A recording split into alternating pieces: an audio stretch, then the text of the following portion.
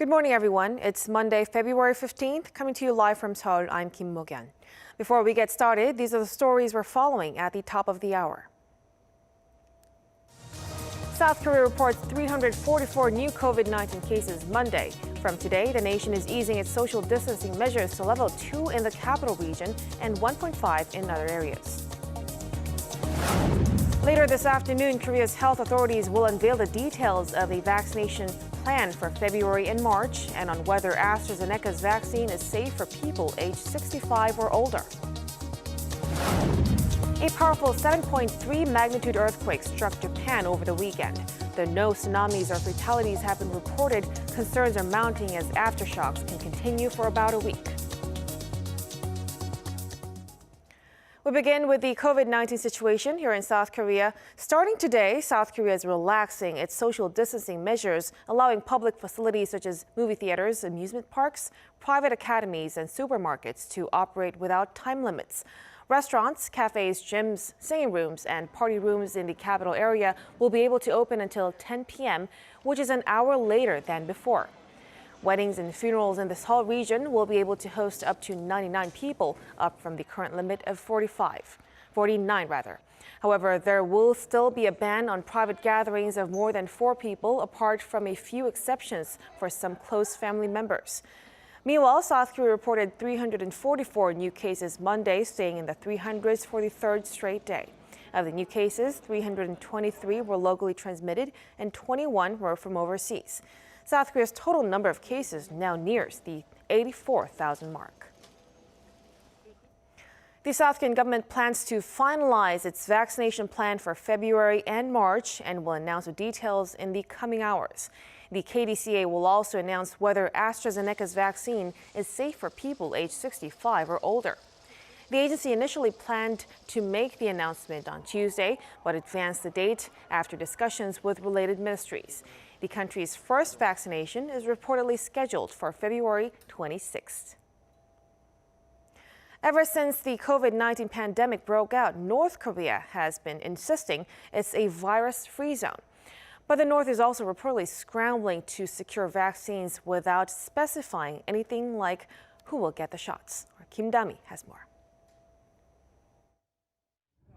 North Korea still claims it's had not a single case of COVID-19. Nevertheless, it's looking to get vaccines for the disease. On Friday, Radio Free Asia quoted communication specialist Shima Islam from UNICEF's East Asia and Pacific Regional Office as saying that the North is preparing for the vaccination process with UNICEF and the World Health Organization. In the first half of the year, the COVAX facility plans to provide the North with enough vaccines for 990,000 people. The regime is one of 92 low-income countries getting vaccines with funds donated by wealthier countries.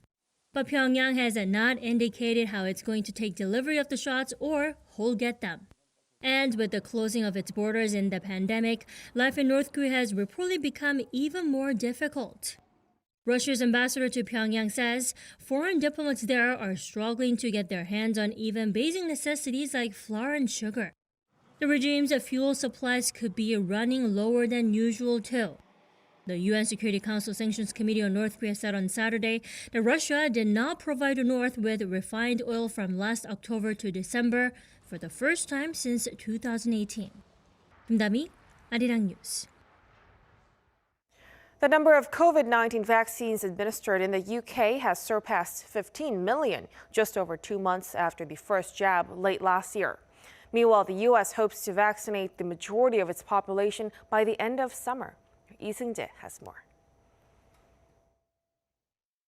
As of Sunday, more than 15 million people in the UK have now had their first shot of the COVID-19 vaccine. The milestone comes just over 2 months after the first jab was given in December 2020. In a video message, Prime Minister Boris Johnson praised what he called a truly UK-wide effort. Today, we have reached a significant milestone in the United Kingdom's national vaccination programme. In the following 2 months, this country has achieved an extraordinary feat, administering a total of 15 million jabs into the arms of some of the most vulnerable people in the country. It has been a truly national, UK-wide effort. We've done it together. And I want to thank each and every person who has helped make it happen. You can be incredibly proud of the part you've played. The milestone comes as the British government is expected to announce on Monday whether it has met its pledge to offer a jab to everyone in the UK's top 4 priority groups. Across the Atlantic, the head of the U.S. National Institute of Allergy and Infectious Diseases, Dr. Anthony Fauci, says the majority of Americans could be vaccinated by the end of summer. Speaking to NBC, he said the pace of vaccination will pick up going into March and April, allowing for more of a mass vaccination approach. The U.S. Centers for Disease Control and Prevention has also released an updated guidance stating that fully vaccinated people could still spread COVID-19. Due to this, the CDC recommends that those who have been vaccinated continue to wear masks, socially distance, avoid crowds, as well as poorly ventilated spaces. In Rwanda, the Central African country has begun its COVID-19 vaccination program with limited supplies it acquired through unnamed international partners. The program will start with frontline healthcare workers. The country's health ministry says the initial vaccination phase will be followed by a wider rollout with supplies secured through the COVAX facility. Lee Seung-jae, Arirang News. South Korea's exports in the first 10 days of this month soared compared to the same period last year. According to preliminary data from the Korea Customs Service on Monday, exports came to $18 billion in the first 10 days of February. This is up more than 69% on year. Factoring in the greater number of working days at the start of this month compared to last February, the daily average was up by 39.3% on year. The rise was led by exports of semiconductors, which were up by almost 58%, and wireless communication devices up by 88%. Women in South Korea are feeling more discouraged than men to search for a job as the pandemic continues to wreak havoc on the job market.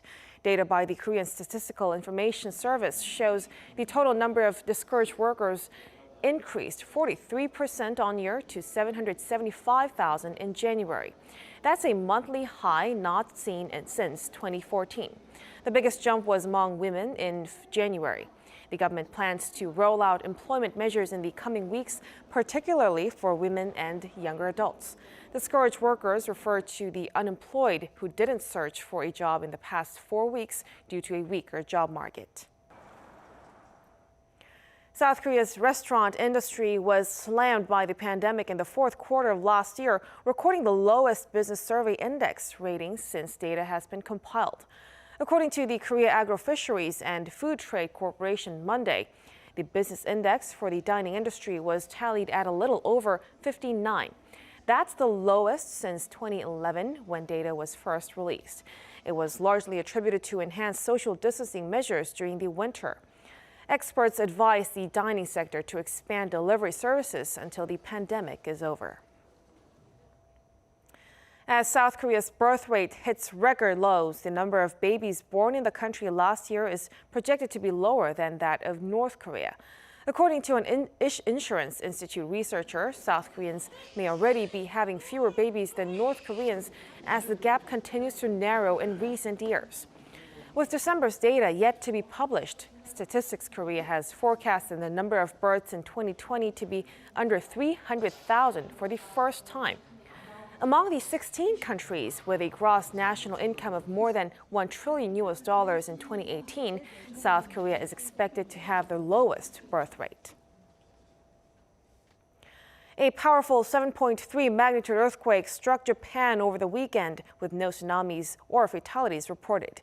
However, as aftershocks can continue for about a week, residents in the Fukushima prefecture remain fearful as they remember the nightmare of one of the world's worst nuclear disasters almost a decade ago. Our Choi Jung-yun reports. Parts of buildings have been crushed while the insides of supermarkets are in chaos. Landslides have swept away highways and closed down Japanese railways, including the Shinkansen line. All of this in the wake of the powerful 7.3 magnitude earthquake that hit Japan on Saturday. Experts say the earthquake was an aftershock of the devastating 9.0 magnitude quake that struck Fukushima prefecture and surrounding areas almost 10 years ago. That led to a meltdown at Fukushima Daiichi nuclear plant, which left about 19,000 people dead or missing. And residents are fearful of the nightmare being repeated. We haven't had a large earthquake in a while, so this was really big. It made me remember the past when the earthquake hit Japan in 2011. Japanese Prime Minister Yoshihide Suga gave reassurances that everything is normal and that there have been no signs of any changes at nuclear facilities. There is no concern for tsunamis from the earthquake. Additionally, there has been no reports of any abnormalities at the nuclear plants. Apparently, everything is fine. Of some 9 prefectures impacted by the earthquake, at least 150 people were injured, but 0 deaths have been reported. However, authorities are still on high alert as more aftershocks could come. Please be on the alert for earthquakes for the next week or so, with a maximum intensity of 6+ on the Japanese scale. An earthquake of intensity 6 strength would mean people would have to crawl to move. Wide cracks could appear on the ground and mountains could be susceptible to massive landslides. Residents in the most affected areas are advised to pay attention to updated information and be prepared for possible tsunamis. So far, there have been at least 14 aftershocks, including a 5.2 magnitude earthquake off the coast of Fukushima on Sunday. Choi Jung-yoon, Arirang News. Turning our attention to Myanmar, where mass anti-coup protests continue, armored vehicles have reportedly been rolling into Yangon and other cities. Yoon Jang-min with more details. Armored vehicles appear to have been deployed in major cities across Myanmar, including the biggest city, Yangon, as anti-coup demonstrations raged on for a 9th day on Sunday. Live footage broadcast by local media showed the first large-scale rollout of armored vehicles appear in Yangon. According to Internet blockage observatory NetBlocks, internet access was largely cut off in Myanmar on Monday morning. The U.S. Embassy in Myanmar has issued a caution to its citizens about military movements, as well as the possible internet shutdown. Massive protests continued on Sunday, with some lining up in front of the UN building in Yangon. What do we want? We need UN to protect the country in the good way, to protect the democracy also. Democracy, that's all we want. According to Reuters, security forces in Myanmar opened fire to disperse protesters at a power plant on Sunday as hundreds of thousands of people took to the streets. It said Myanmar's military rulers were also facing a strike by government workers as part of the anti-coup movement that deposed the civilian government led by Aung San Suu Kyi early this month. Soldiers were reportedly deployed to power plants in the northern state of Kachin, and some suspect the army intends to cut off power. There was a confrontation as forces fired to disperse protesters outside a plant, although it was not clear whether they used rubber bullets or live ammunition. Yoon Jung-min, Arirang News. Africa is still being battered by which is still battering COVID-19, is now facing the fear of Ebola. The virus has killed at least 3 people in Guinea. With 7 cases in the country, health authorities have declared it an epidemic. The World Health Organization will also deploy necessities, including a vaccine to help Guinea. Highly fatal, the virus can be transmitted with body fluids. Intense fever and internal hemorrhage leads to a painful death. This is the first resurgence in Guinea in 5 years. From 2013 to 2016, West African countries suffered one of the world's deadliest Ebola outbreaks, killing more than 11,000 people.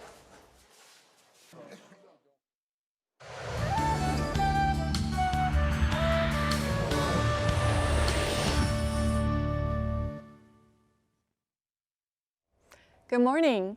We have been enduring thick layers of toxic dust since the Seollal holiday weekend, and the western parts of the country are still dealing with bad air quality with ultra-fine dust advisories still in place. But thankfully, we'll have breathable air from this afternoon. After the morning drizzle lets up, freezing winds will blow in to clear the dust from the air, but temperatures will also drop sharply. In fact, those of us in Seoul will notice colder air this afternoon compared to this morning, and we should brace for bone-chilling temperatures over the next few days. Highs this afternoon will not rise much, even down south either. Daegu and Jeju only getting up to 10 degrees Celsius this afternoon. And we'll be seeing a light wintry mix tomorrow afternoon nationwide, while Jeju and Jeollado provinces will see wintry weather into Thursday. Meanwhile, this latest cold snap will ease on Friday afternoon. That's Korea for you, and here's a look at the weather conditions around the world.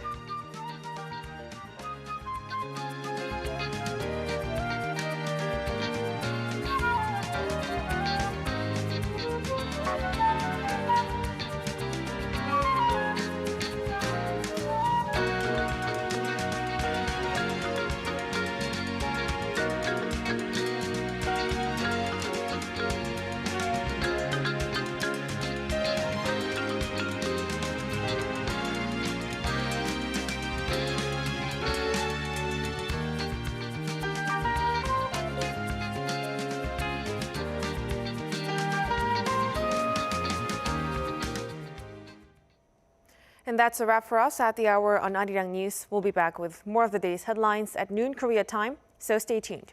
Thank you for watching, and goodbye.